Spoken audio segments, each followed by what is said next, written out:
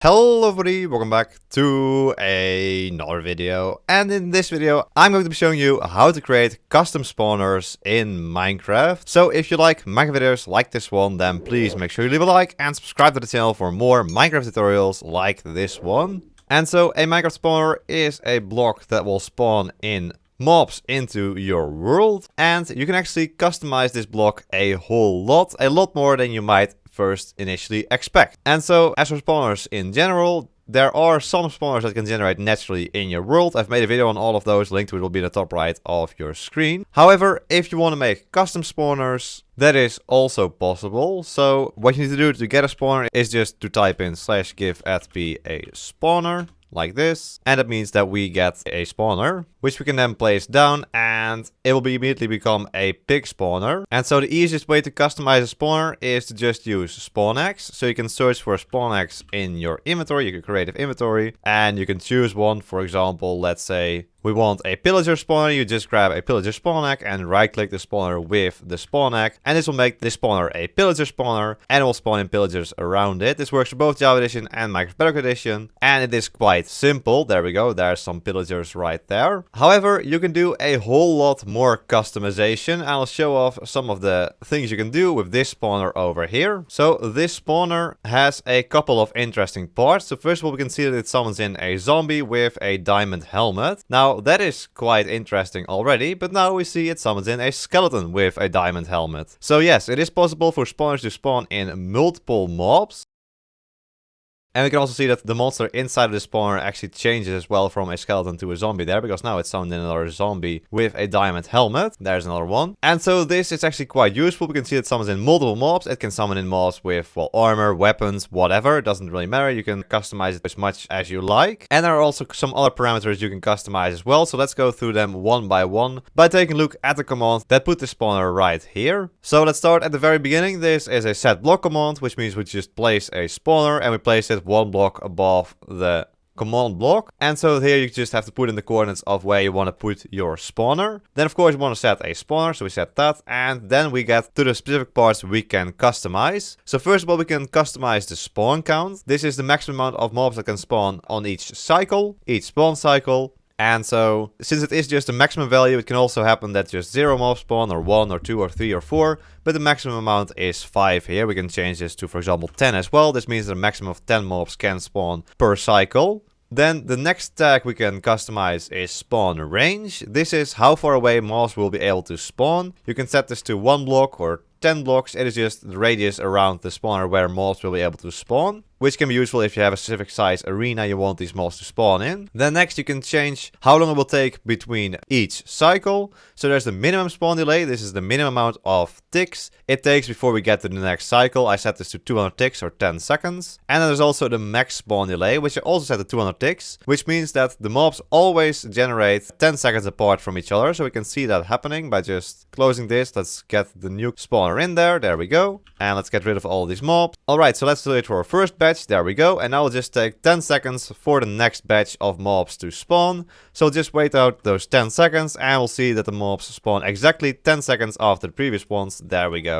And so this just makes it less random, and you can actually customize it to how much time you want in between these different spawn cycles. Then next is maximum nearby entities. So this means that if there are already 20 entities near the spawner, it will not spawn in more entities. So you can change this to whatever you want. You can say, I want a maximum of 200 entities near the spawner, but I think 20 is fine for now. And then there's also the required player range. So this is that the spawner only activates when the player is within a certain range. So I've set it to 20 blocks here. We can also set it to, for example, just 5 blocks. And what this means is that if we summon in this new spawner, here we go. Once we step away 5 blocks, you'll see that the fire particles disappear from the spawner, the skeleton in there stops turning, and the spawner will not summon in more mobs. Only once we get closer than 5 blocks to the spawner, it starts to activate again and it starts to summon in more mobs. And so if you have, for example, again, an arena, I would suggest just setting this so that the entire arena is part of the spawning area, where the spawner is activated when the player is in there. And then afterwards we just have SpawnData. So this is where we first put in one mob. This is just what we need to do. We just put in the zombie with the diamond helmet. This means that the first time it spawns in a mob, it will always be just a zombie with diamond helmet on. But then afterwards, this is the important part, it is SpawnPotentials. So here is where we put in multiple types of mobs, and this can be 1 mob, 2 mobs, or 3 mobs, 4. You can put as many different mobs into one spawner, and you can give them weights as well. So that's the first thing you specify. You specify the weight of this specific mob. So first of all, we have a weight set of 1, where we put in the zombie again, and we give the zombie the diamond helmet.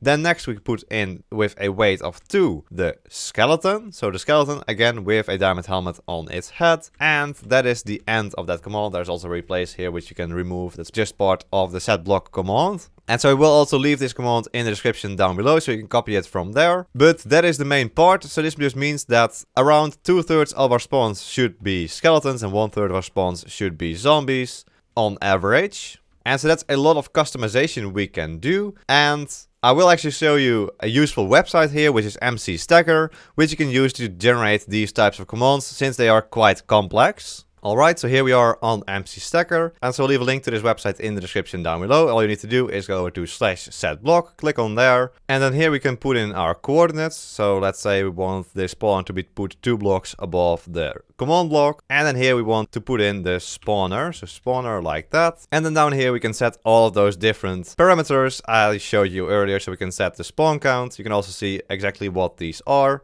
So how many mobs it attempts to spawn each time. We can set that to whatever. We can set the spawn range. So how far away mobs will be able to spawn. Let's say 10 blocks. You can set the minimum spawn delay, the maximum spawn delay as before. So let's set this to... You can also click up here to change it to seconds. That makes it easier maybe. So let's say we want it to spawn every 3 seconds. We can set both the min and maximum spawn delay to 3. Maximum number of entities as I mentioned before. And the required player range we can set to for example 30 or something. So then the important part here becomes spawn potential. We can click the plus down here, and this will make it so we can put in our first mob we want to be able to spawn in with this spawner. So we can change it to whichever mob we want. Could be a passive mob, a hostile mob, or a passive mob, it doesn't really matter. Let's just say we wanted to summon in an iron golem, sure. And then we can also specify all of these different parameters here. For example, what it's holding, what it has in its offhand, head, body, legs, boots, and all of these other different types of MBT data. So you can specify that if you want, and you can mess around with it. You can also then afterwards click the plus sign again. And this means we can add a second mob to this spawner. So let's say we also want to summon in villagers, sure. And then we can click the plus up here again, plus. And let's say we could also add some cats to the mix. There we go, cat. But I want to make sure that it's always the jelly cat, for example. So this means it will always summon in jelly cats that have their custom name visible and are called jelly. In bold, gold, so something like that. You can just customize all of this. And then up here you will get the output for your command block. You can just press copy over here, copy, and we can get back into Minecraft. And then once we're back in Minecraft, we can just grab a new command block, /give @p command block, like that. Place it down and paste in our command. Now we can also customize the weight of these various different mobs. Let's say we want quite a lot of villagers. So you can see the first weight value after spawn potentials weight. So this is the weight of the iron golems. So we'll leave that at 1.